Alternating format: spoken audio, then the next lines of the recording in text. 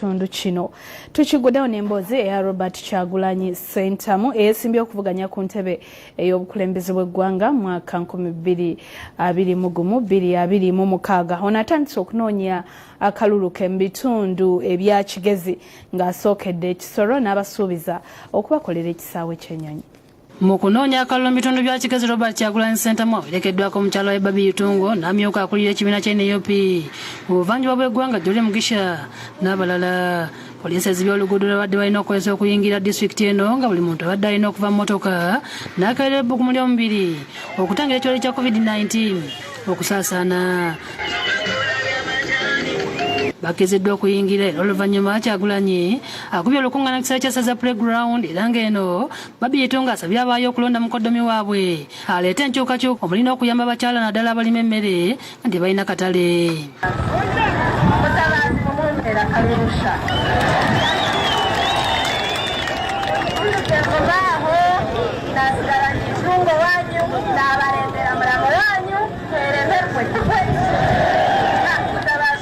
Ye Kyagulanyi asimye ab'ekisolo olw'okumwaniriza musanyu n'abasaba okusonyiwa yali ssaabaduumizi wa poliisi y'eggwanga General Kayihura olw'ebyo byonna ebyaliwo kubanga Kayihura yamuyamba bwe yali ng'akyali mu ghetto z'e Kamwokya. I had a friend called General Edward Kale Kayihura.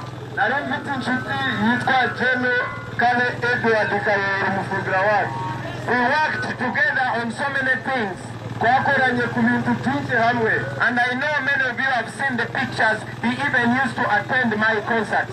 Ngira benshi mwabonye ibishusho yazaga no kundeba ndi kuririmba. And because I come from the ghetto, kubera mva mu ghetto, when he wanted to teach the ghetto people about ganja, he did not arrest them. He sent me to talk to those people in the ghetto. Abasuubiza okubazimbira ekisaawe ky'ennyonyi eky'omulembe, okubazimbira yunivasite, ssaako n'okutumbula ebyobulambuzi. When you make me president, who was the president of Uganda? One of the promises that I want to fulfill here in Kisoro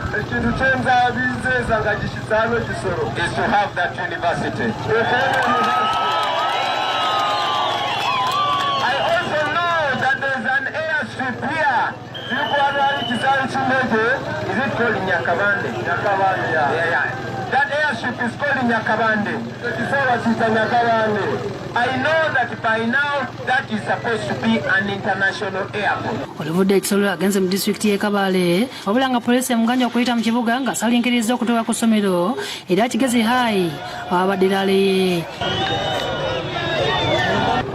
I know that I will serve you with all my respect, I will serve you with all the commitment, and I will lead you to a Uganda that will make everybody proud.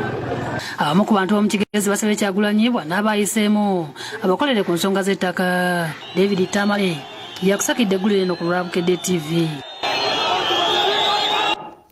Ate bo aba kampuni ya Uga Chick abatunda enkoko ez'okulya n'okulunda beegasse ku Vision Group okuddiza abantu mu kazannyo kaayo akagabula ssekukkulu.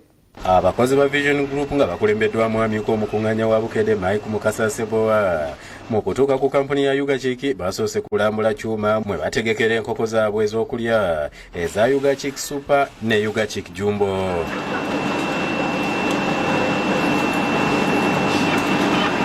Bano batulaza obuyonjo n'omutindo bye bayitamu okutegeka enkoko okuva gye bagirundira okutuuka lwe bagituusa ku katale ng'akulira ekifo kino we bazisalira Lawrence Semwanga agambye nti ziri ku mutindo gwa nsi yonna. Yaffe mutindo gumanyiddwa era tugikola mu ebika ebya super ali mu 1 kilo 2 kilo 2.5 ne 5 kg.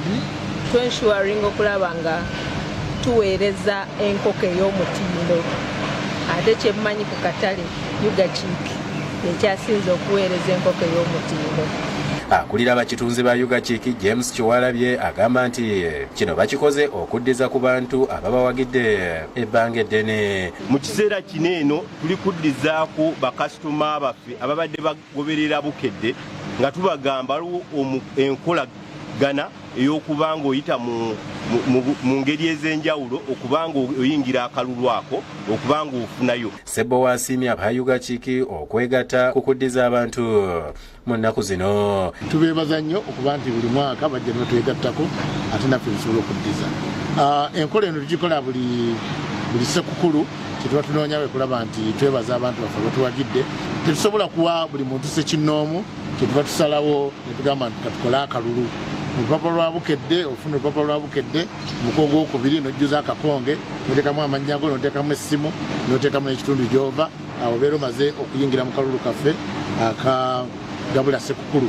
Akalulu akasembayo tugenda kukazannya ku Mande nga 21 ate nga ku Lwokusatu nga 23 tujja okukwasa abawanguzi baffe ebyasava byonna ebya ssekukkulu. Agamba nti abantu bagenda kufuna ebyasava bya ssekukkulu nga bayita mu kujjuza akalulu mu lupapula lwa Bukedde, okuwuliriza Bukedde Famma Radio embuutikizi n'okulaba Bukedde TV1 okusobola okufuna ku birabo bino. Sulaiman Mutebye yakusakidde eggulire lino ku lwa Bukedde TV.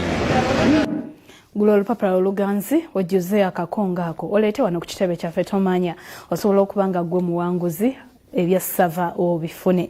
Ate ebitongole ebikuuma ddembe bitukakasiza nga bimaliriza enteekateeka zonna ez'okukuuma emirembe okusobozesa eggwanga okuyita obulungi mu kulonda okw'omwaka ogujja. Abakuuma ddembe nga bali wamu n'ebikonge bya gavumenti bikulembeddwamu Alhaji Moses Kigongo obweyamo bw'okukuuma eggwanga mu biseera ebyokulonda bukoledde mu kutongoza n'okusimbula bannakibiina ky'NRM abagenda okukuuma akalulu ka Pulezidenti Museveni okwetoola eggwanga ku lunaku olw'okulonda ku mukolo ogubadde ku ofiisi z'ekibiina ky'NRM ekyambogo. Tibingana Katabaazo wa Iswa akakasizza nga bagenda okukolera wamu n'ebitongole byonna ebikuuma ddembe okusobozesa eggwanga okuyita obulungi mu kalulu kano. Asabye abantu okumya okwogerera eggwanga ly'abamafuukuule nga bayita ku mitimbagano n'agamba nti tatana ekifaananyi kyalyo. But if we wake up and talk badly about your own home, don't think the neighbors will praise your home. Minisita Moses Kizige akola ku nsonga z'ekkalamwajja mu ofiisi ya Ssaabaminisita ayogedde gye nvuddewo ekibiina. We have no choice but to win this election decisively.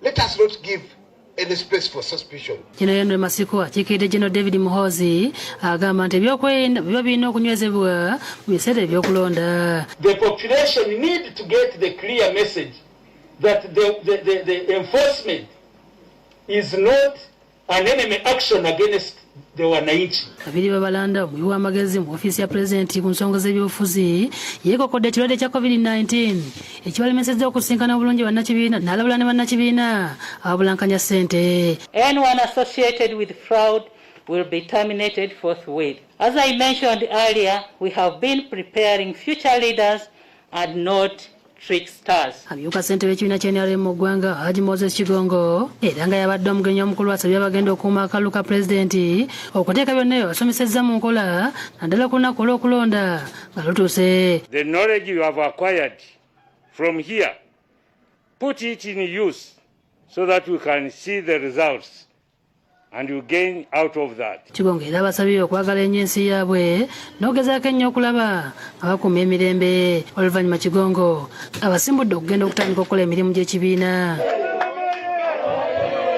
Yeminsa y'obugagga by'omu ttaka n'amasannyalaze Mary Gule Kitutu ategeeza nga bakyagenda mu maaso n'okusaasanya amasannyalaze mu byalo ku bwereere n'alabula abakozi b'amasannyalaze bagenda bajjako abantu ssente nga babalimbalimba. Kati amasannyalaze weegali naye kati kyetulwanirira kwe kulaba nti gatuuka mu byalo, tuteekawo n'amakolero nga industrial parks abantu babeere nga bafuna emirimu. Abyogedde mu ggombolola y'e Kakiri bw'abadde atongoza okusimba amasannyalaze mu byalo 16 okuli Kirugaluga, Bembe, Mwera, Namagera, Magogo n'ebirala. Akulembeddwa mubaka w'ekitundu ekyo era Minisita Denis Galabuzi nga basookedde ku kyalo Bembe gye basimbye emiti gy'amasannyalaze.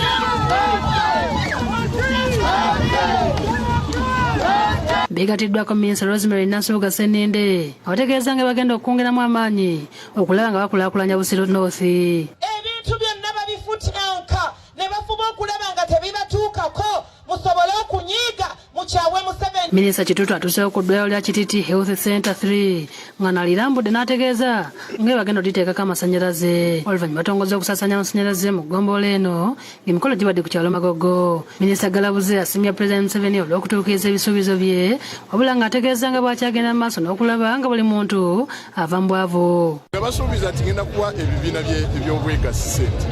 Ebibiina kumpi buli mulukano mpadde ebibiina by'obwegassi ssente.